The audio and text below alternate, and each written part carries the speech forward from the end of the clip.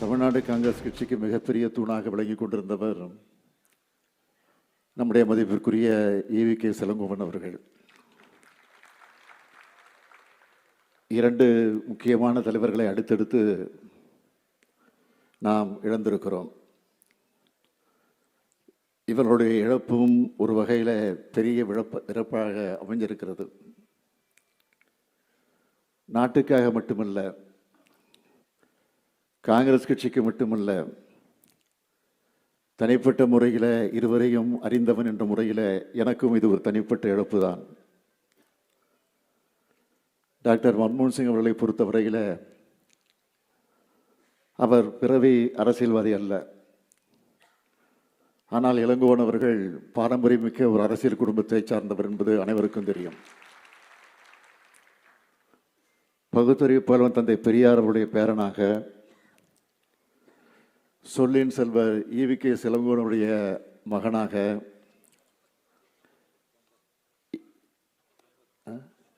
ஈவி.கே. சம்பத்தருடைய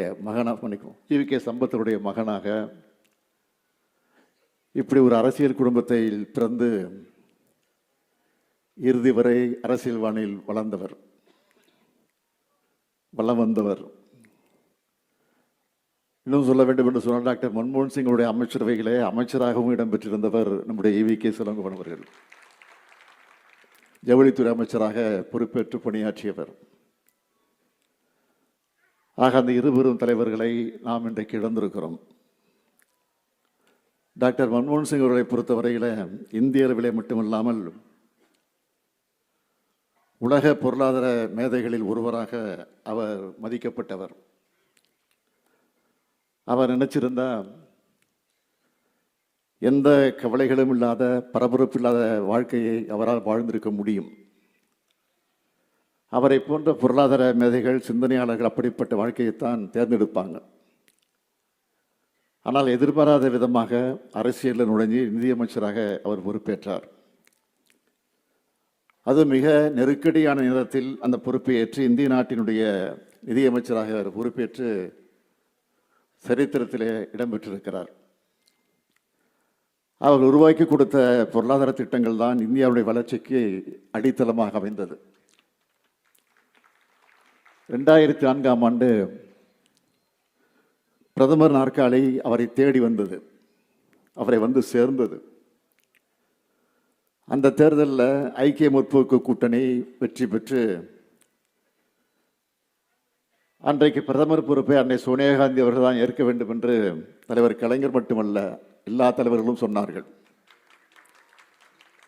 ஆனால் பிரதமர் பதவியை அம்மையார் அவர்கள் மறுத்து அதை டாக்டர் மன்மோகன் சிங்கு கொடுத்தார். அதுதான் அன்னை சோனியா காந்தியுடைய பெருந்தன்மை. வலிமை வாய்ந்த அரசியல் தலைவராக இல்லாத, ஆக விரும்பாத, அதை பற்றியெல்லாம் கவலைப்படாத டாக்டர் மன்மோகன் சிங் அவர்கள் ஒரு முறை அல்ல 2 முறை 10 ஆண்டு காலம் அந்த பொறுப்பிலிருந்து அவர் ஆட்சியை நடத்தி காட்டியிருக்கிறார். அவருடைய ஆட்சி காலத்திலே தான் பல்வேறு திட்டங்கள் நிறைவேற்றப்பட்டிருக்கிறது. அவைகளெல்லாம் எண்ணில் அடங்காதது, ஒவ்வொன்றும் மகத்தானவையாக அமைந்தது. மகாத்மா காந்தி தேசிய ஊரக வேலை உறுதி திட்டம், மகளிருக்கு எதிரான வன் செயல்களை தடுக்கக்கூடிய சட்டம், தகவல் அறியக்கூடிய உரிமை சட்டம், கல்வி பெறும் உரிமை சட்டம், உணவு பாதுகாப்பு சட்டம், லோக்பால் அமைப்பு சட்டம், வன உரிமைகள் அங்கீகரிப்பு சட்டம், நிலம் கையகப்படுத்தப்பட்டால் நியாயமான இழப்பீடுகளை வழங்கக்கூடிய சட்டம், கையால் மலம் அள்ளுவதை தடை செய்யும் சட்டம், மகளிர் இடஒதுக்கீடு மசோதாவை மாநிலங்களில் அவரோட ஆட்சியில் தான் நிறைவேற்றப்பட்டது. ஆதார் அட்டைகள், இந்தியாவிலே முதல் முறையாக வளர்ந்த நாடுகளுக்கு இணையான 3G தொழில்நுட்பம், 50 காசு செலவில் இந்தியா முழுவதும் தொலைபேசியில் பேசக்கூடிய வசதி, இப்படி பல்வேறு திட்டங்களை கொண்டு வந்தவர் டாக்டர் மன்மோகன் சிங் அவர்கள். 10 ஆண்டு கால மன்மோகன் சிங் அமைச்சரவையில் 21 தமிழர்கள் ஒன்றிய அமைச்சர்களாக இடம்பெற்றிருந்தாங்க. 8 கேபினட் அமைச்சர்கள், 13 இணை அமைச்சர்கள்னு மிக அதிக அளவில் தமிழர்கள் ஒன்றிய அரசில் கோல சொன்னது அவருடைய அமைச்சரவையில் தான். அதுவும் மிக மிக முக்கியமான பல துறைகளுக்கு தமிழ்நாட்டுக்கு வழங்கப்பட்டது. அதன் மூலமாக எண்ணற்ற திட்டங்கள் நமக்கு கிடைத்தன. நமது நூற்றாண்டு கோரிக்கையான தமிழ் செம்மொழி என்பதை அறிவித்த வரலாற்றுக்கு சாதனைக்கு சொந்தக்காரர் தான் மன்மோகன் சிங் அவர்கள். சென்னையில் செம்மொழி தமிழாய்வு மத்திய நிறுவனம், சேலத்தில் புதிய ரயில்வே கோட்டம், தாம்பரத்தில் தேசிய சித்த மருத்துவ ஆய்வு மையம், சேலம் அரசினர் மோகன் குமாரமங்கலம் மருத்துவக் கல்லூரி,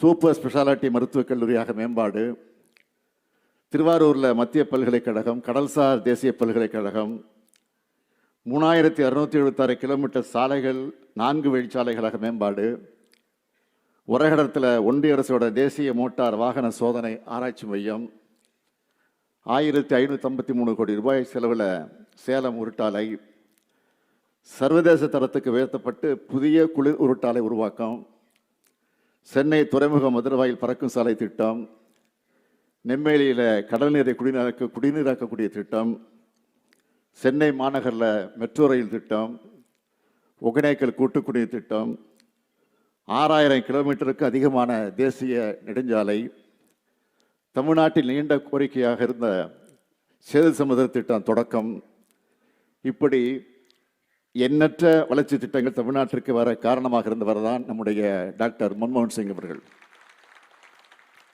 தலைவர் கலைஞரோடத்தில் நெருங்கி பழகி நட்போடு அவர் இருந்தது யாராலும் மறுக்க முடியாது.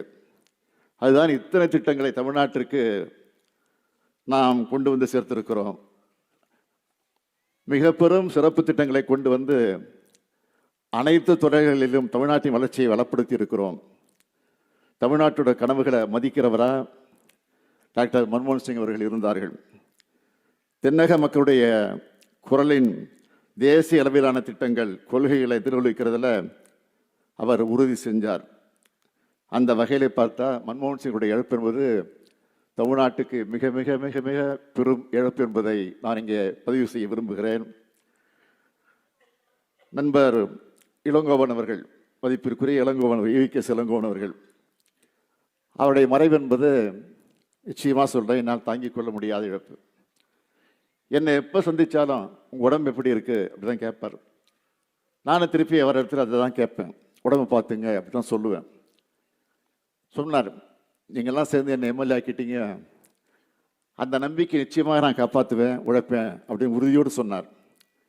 ஆனால் உடல்நிலை மோசமாகி மருத்துவமனைக்கு போகும்போது கூட அவருடைய வீட்டாரிடத்தில் சொல்லியிருக்கிறார், என்னை சந்திக்கணும்னு அவங்க வீட்டில் சொல்லியிருக்கிறார். இந்த செய்தி கிடைச்ச உடனே நான் உடனே மருத்துவமனைக்கு போனேன், அருகே போய் பார்த்தேன். ஆனால் பேச முடியாத நிலையில் இருந்தார். ஆனால் ஏதோ சொல்ல முற்பட்டார், ஆனால் பேச முடியல. அதைத்தான் இன்னைக்கு நான் எண்ணி பார்க்கிறேன். அவருடைய மகன் ஈவேரா, திருமகன் ஈவேரா அவர்கள் மறைந்தப்போ நான் உங்களுடைய வேதனைப்பட்டேன், மனம் உடைஞ்சு போனேன். அவருக்கு நான் ஆறுதல் சொன்னேன். மகன் மறைஞ்சதுனால இளங்கோவனர்கள் போட்டியிட்டு அவர் வெற்றி பெற்று அந்த தொகுதியினுடைய சட்டமன்ற உறுப்பினராக அவர் பணியாற்றி கொண்டிருந்தார். ஆனால் அந்த மகிழ்ச்சியும் நீடிக்காத வகையில் அவர் நம்ம எல்லாம் விட்டு போய்விட்டார். அதனால் தாங்கிக்க முடியாத இழப்புன்னு நான் சொன்னேன். தந்தை பெரியார் குடும்பத்து பெருஞ்செல்வம் மட்டுமல்ல, அவருடைய தந்தையார் EVK சம்பத் அவர்கள் பேரறிஞர் அண்ணாவுக்கும் முத்தமிழறிஞர் கலைஞர் அவர்களுக்கும் நெருக்கமான நண்பராக, தோழராக இருந்தார். திராவிட முன்னேற்ற கழகத்தை விட்டு சம்பத் அவர்கள் விலகின பிறகு அவரை பேரறிஞர் அண்ணா அவர்கள் விமர்சிக்கலை. அதே போல் சில நேரங்களில் இளங்கோவன் அவர்களும் கலைஞர் அவர்களை அரசியல் சூழ்நிலை கருதி காரணமாக கொண்டு சில விமர்சிப்பார். ஆனால் கலைஞர் அவர்கள் அவரை பற்றி எதுவும் பேச மாட்டார். காரணம், சம்பத் பையன் தானே, பேசட்டும் அப்படின்னு பெருந்தன்மையாக இருப்பார். ஆக மனசில் உள்ளதை மறைக்காம, அதே நேரத்தில் துணிச்சலாக, தெளிவாக, எதை பற்றியும் கவலைப்படாமல், தயக்கம் இல்லாமல் பேசக்கூடியவர் தான் நம்முடைய EVKS இளங்கோவன் அவர்கள். ஆதரித்தாலும் சரி, எதிர்த்தாலும் சரி, அதை சரியாக உறுதியாக செய்யக்கூடியவர் நம்முடைய இளங்கோவன் அவர்கள்.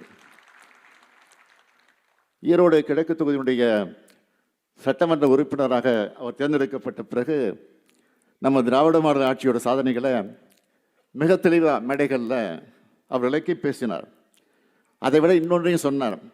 இதுதான் உண்மையான காமராஜர் ஆட்சின்னு அவர் வெளிப்படையாகவே சொன்னவர் தான் அவர்.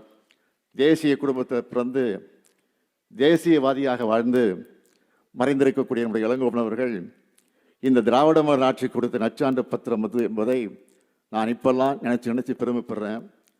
தமிழ்நாடு காங்கிரஸ் கட்சியினுடைய தலைவராக, சட்டமன்ற உறுப்பினராக, நாடாளுமன்ற உறுப்பினராக, ஒன்றிய அமைச்சராக ஆக எந்த பதவி இருந்தாலும் அந்த பதவிக்கு முத்திரை பதித்தவர் நம்முடைய இளங்கோவன் அவர்கள். டாக்டர் மன்மோகன் சிங் அவர்களும் எவ்வளவு நெருக்கடியான நேரத்திலும் நாடாளுமன்ற பணிகளில் பங்கெடுத்தார் என்பது உங்களுக்கு தெரியும். அங்கே பங்கெடுத்து பதிலும் அளித்திருக்கிறார். சக்கர நாற்காலியில், வயது மூந்த நிலையில் சக்கர நாற்காலியில் வந்து நாடாளுமன்றத்துக்கு வந்தவர் நம்முடைய மன்மோகன் சிங் அவர்கள்.